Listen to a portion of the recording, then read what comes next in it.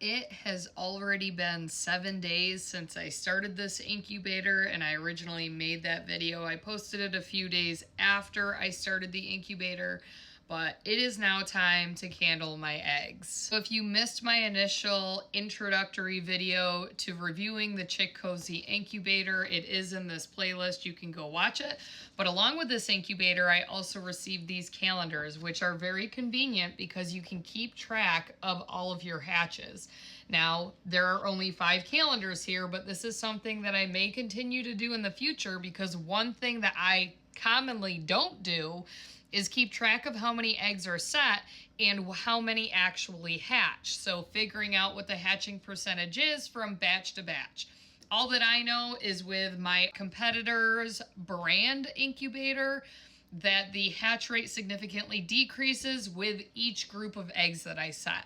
So this will help in my record keeping of figuring out what that hatch percentage is doing. We are at day 7 of incubation. Typically, it is recommended that you candle between days 7 and 9 because that is the optimal time where you really can start to see the development and you can see if an egg is fertile or not. To turn on this built-in candler, you push the down button once, it turns on the candler, and you can see this one does not appear to be fertile. I don't see any development. Let's check this one. This one does have an embryo developing inside of it. You can see this dark spot. It's a little bit more challenging to see through the camera, but as I'm floating this back and forth, you can see it moving. Let's grab another one. This one also appears to be developing. It's a little bit darker than the previous one. But you can see it up here in this top area right there, kind of jiggling around. Let's try a blue one to compare. I think, yep, this one's also got an embryo. It's right where my thumb is. You can see it jiggling around.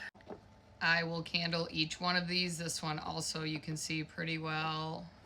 Right there is the spot. Not fertile. Some of these eggs may be a little bit, when I set them, they were a little bit past optimal hatch time. This one I can see some veins in. But I'm not surprised. If there are some that are not fertile, I'm not surprised by that. This one's developing.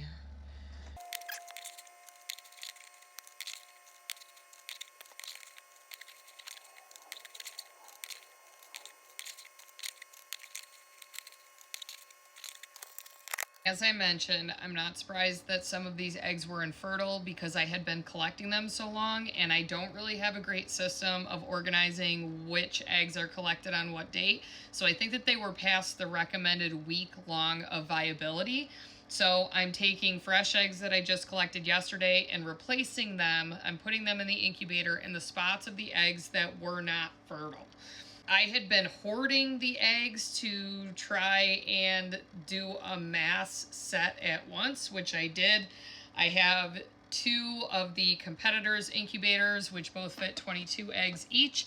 And then I have a styrofoam incubator out there as well that I also have set chicken eggs in. So I am writing today's date so I know which eggs are going to be staggering when they hatch. They're not all going to hatch at once, so I'm going to make sure that I mark the eggs that I've put in a week after the initial set so that I don't accidentally throw them out when they don't hatch. Now, anytime I mark my eggs, I do use pencil because I'm just afraid that if I used marker, it would penetrate into the eggshell since eggshells are porous.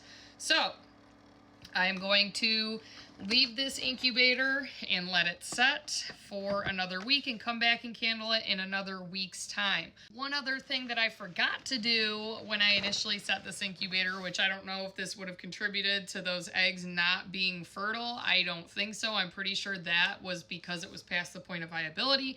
But this little vent here, it's supposed to be halfway. When I first started this incubator for the first 5 days, I actually left it completely closed, so the humidity was up to like 70%, and it's only supposed to be 45 to 55%. So that's that, and I'll keep you updated.